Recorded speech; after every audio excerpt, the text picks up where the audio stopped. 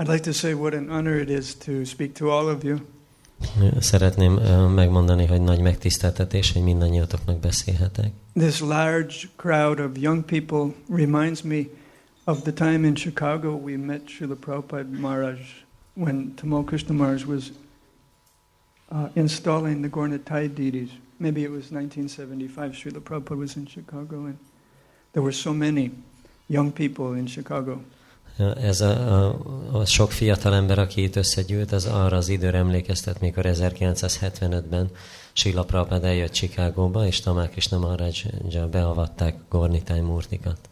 When I joined ISKCON, I knew this day would come when I'm 30 years older than most of the devotees, or 20 years older.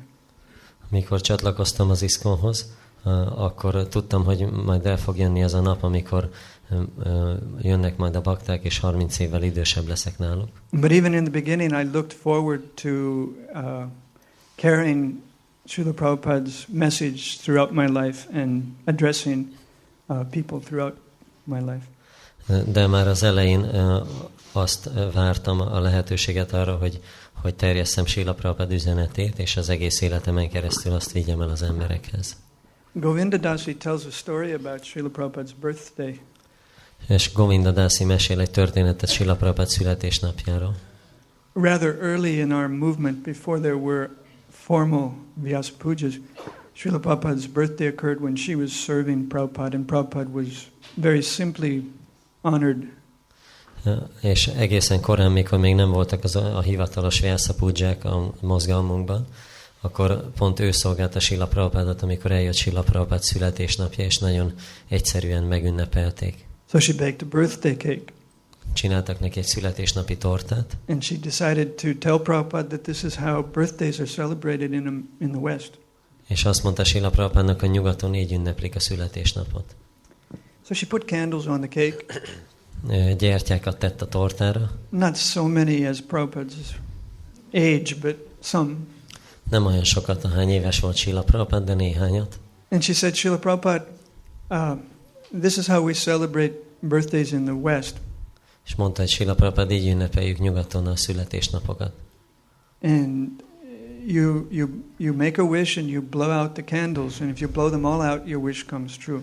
És azt mondta, hogy kívánj egyet, és fújd el a gyertyákat, és ha mindent sikerül elfújni, akkor beteljesül a vágyad. So, Srila Prabhupada was pleased. Srila Prabhupádnak ez nagyon tetszett. And he said, I wish only for Krishna and Krishna's devotional service. És azt mondta, hogy én csak Krishnáért és az ő odaadó szolgálatáért kívánok. And he blew out the candles. És utána fújt egyet, és elfújta a gyertyákat. And Govinda Dasi said, you blew them all out, Srila Prabhupada. És akkor Govinda Dasi azt mondta, hogy mindent elfújtat Srila Prabhupada. And Prabhupada said, yes, I did good. És akkor Srila Prabhupada azt mondta, hogy igen, jól csináltam.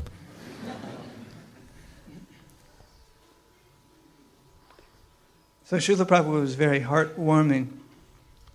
Srila Prabhupada nagyon szívmelengető volt. Although his mission was serious, bár a mozgalma nagyon komoly, the idea of a guru was unknown in Western culture, and Srila Prabhupada had to bring this in. A gurunak a fogalma ismeretlen volt a nyugati kultúrában, és Srila Prabhupádnak ezt kellett behoznia.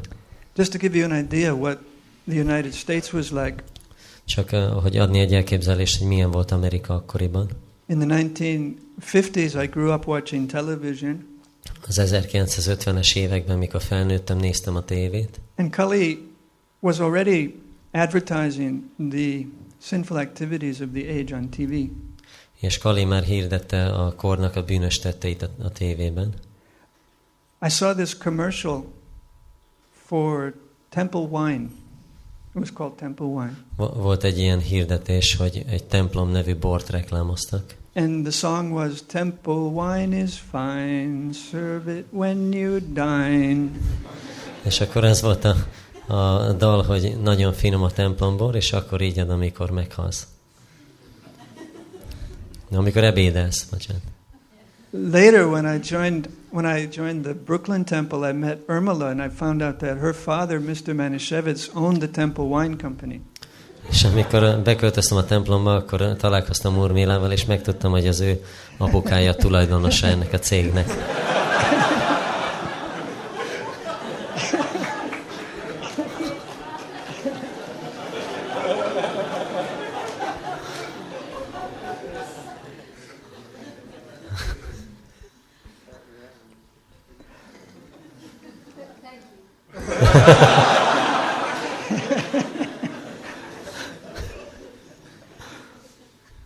So Srila Prabhupada had to come into this culture as an ambassador of Vaikuntha. Srila Prabhupada azért kellett, hogy jöjjön ebbe a kultúrába, mint Vaikunthának a nagykövete. You know, most people didn't know what a guru was. Legtöbb ember nem tudta, hogy mi az, hogy guru. I had read the autobiography of a yogi by one so-called Paramahamsa. Olvastam egy könyvet, egy jogi önéletrajz, az a cím, egy úgynevezett Paramahamsa írta. And got the idea from the book a little bit what ashram life was like in India and what a disciplic line is like. És egy kis megértést kaptam arról, hogy milyen az asrami élet Indiában, milyen a tanítványi láncolat. And I had a Catholic background.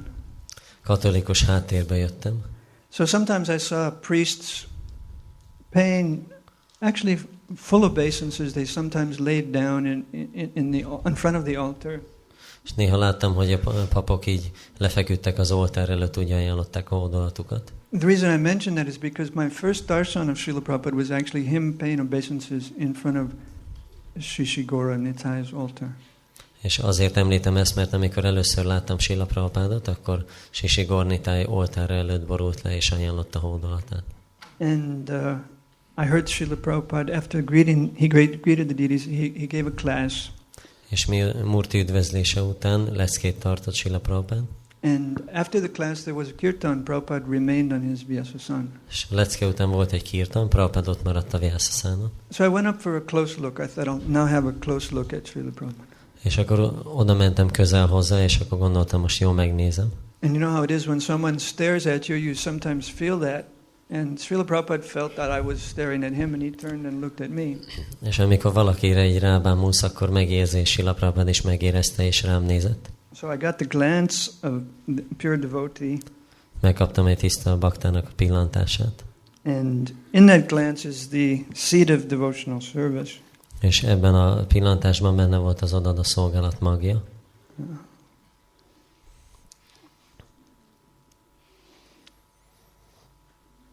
Srila Prabhupada was introducing us to how to live as a sadhaka in the temple. Srila Prabhupada arra lelkesített minket, hogyan éljünk szadakaként a templomban. Worshipping, cooking, taking prasad.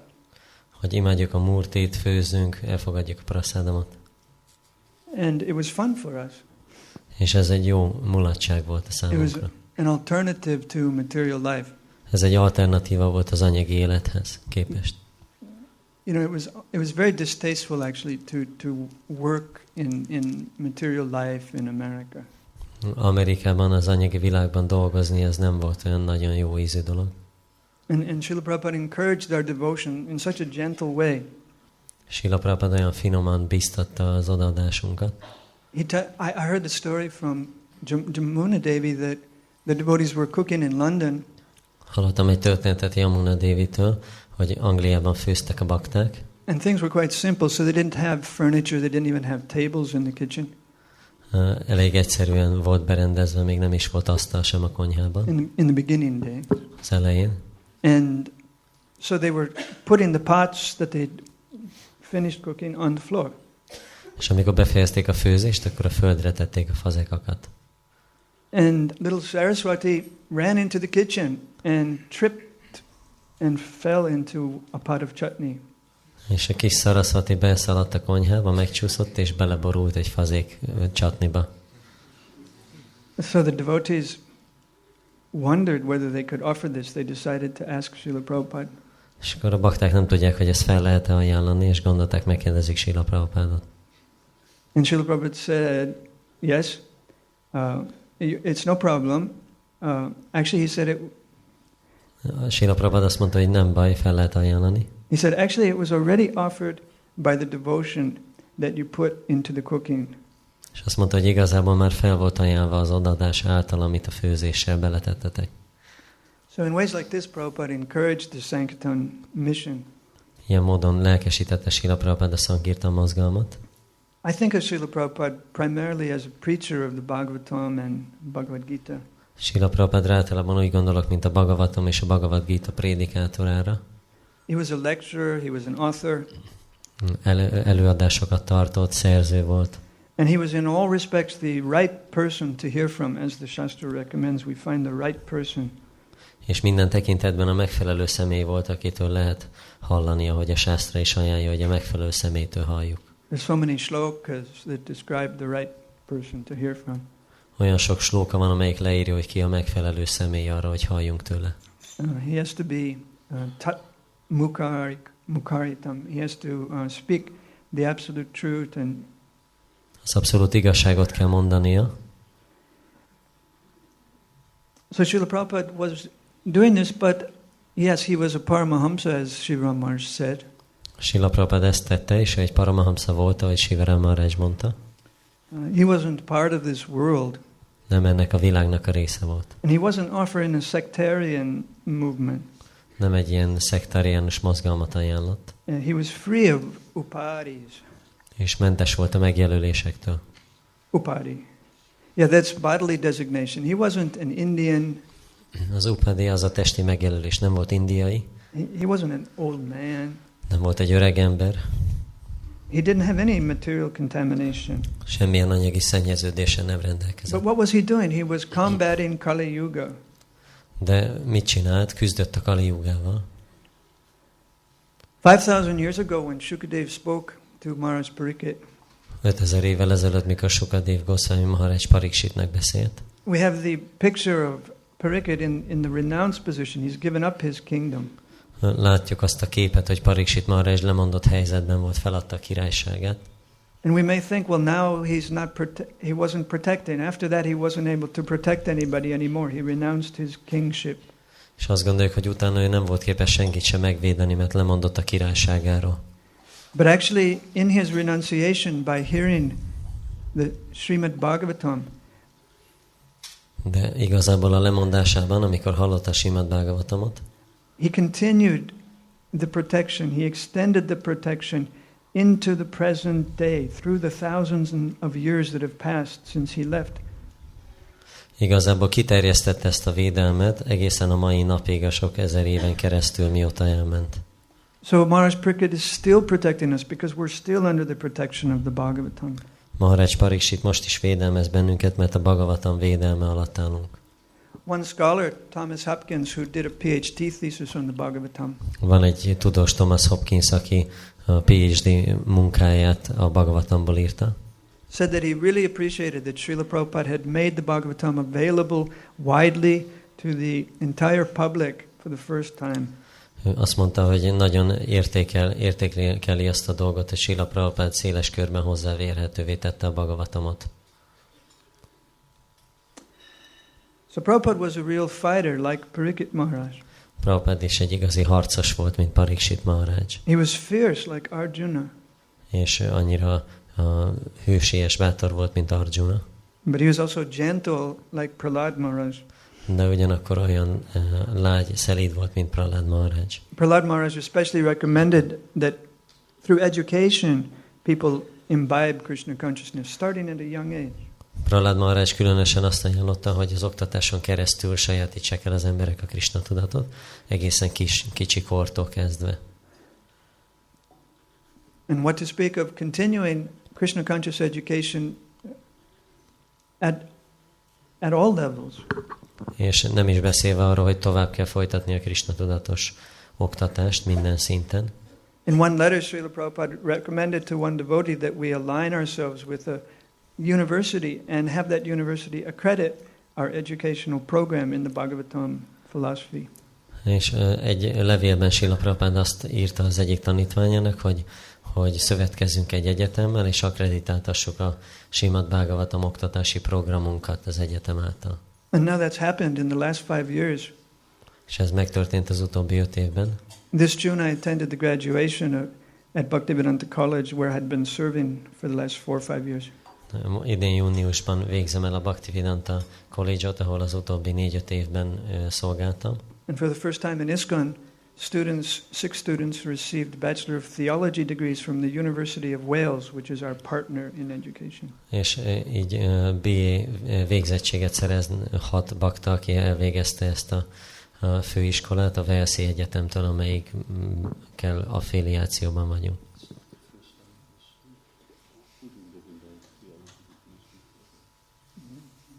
Accredited? Correction. Kijavított Maharaj. You know, in Hungary you do this. Már Magyarországon már történik. Okay.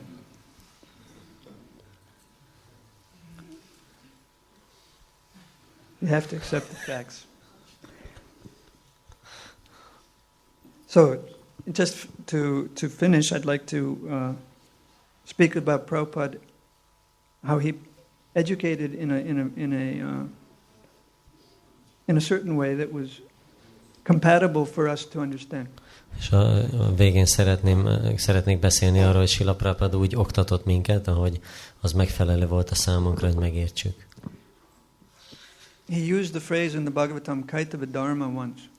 A Bhagavatam használja a Kaitava Dharma kifejezést. To refer to the people in the West, or any place, who just keep dogs. He said, human life is not for keeping dogs. És azokra az emberekre használja ezt a kifejezést, akik kutyát tartanak, azt mondja, hogy az ember élet nem arra való, hogy kutyát tartsunk. He says, this is Kaitava Dharma. Ez egy Kaitava Dharma. So you might wonder, why did Prabhupada call keeping dogs cheating religion? És gondolkozhatunk, hogy miért nevezte Srila Prabhupada csaló vallásnak a kutyatartást. Well, I was thinking about it. Gondolkoztam rajta.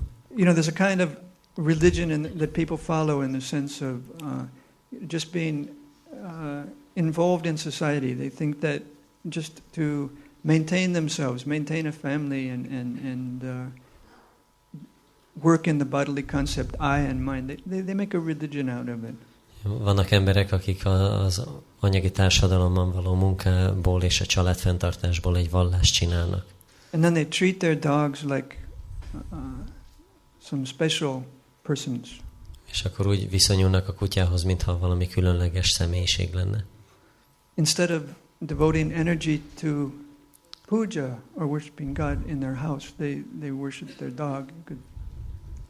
És ahelyett, hogy pudzsáznának és Istent imádnak a házukban, ahelyett a kutyát imádják. I saw a cartoon recently of 3 dogs.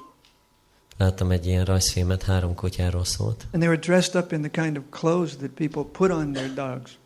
És olyan ruha volt rajtuk, amit az emberek ráhúznak a kutyákra. And the caption was, one dog was saying to the others, somehow we have to get these people back in touch with reality. És akkor a kutyák azt mondták egymásnak, hogy valahogy az embereket vissza kellene vezetnünk már a valóságra. So that's our task as devotees. We have to bring all the Western people into touch with the personal reality of Krishna consciousness. És ez a mi feladatunk, hogy a nyugati embereket a Krishna tudat személyes kapcsolatába, valóságával való kapcsolatba hozzuk.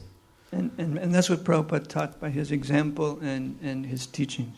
Prabhupada erről beszélt a példája és a tanítása által. Reality is not impersonal, reality is not void. A valóság az nem személytelen és nem üres.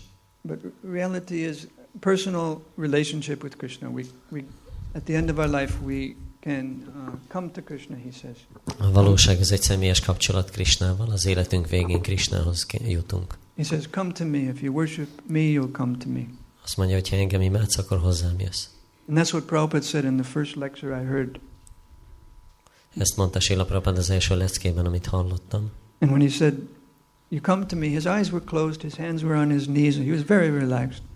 Be volt csukva a szeme, és a keze a térnén volt, és nagyon ilyen nyugodt hangulatban volt. And he quoted that verse, if you worship the demigods, you go to them. Ezt a verset idézte, hogyha a félisteneket imádod, akkor hozzájuk mész. And when he said, you come to me with his index finger, he motioned like this, like a person would come to me. És amikor azt mondta, hogy ti pedig hozzám jöttök, akkor az ujjával így mutatott, mint egy személy, ahogy mutatja, hogy gyere hozzám. And that's how I really got the idea that Krishna is a person. És akkor igazából megértettem, hogy Krishna egy személy. Srila Prabhupada ki jai.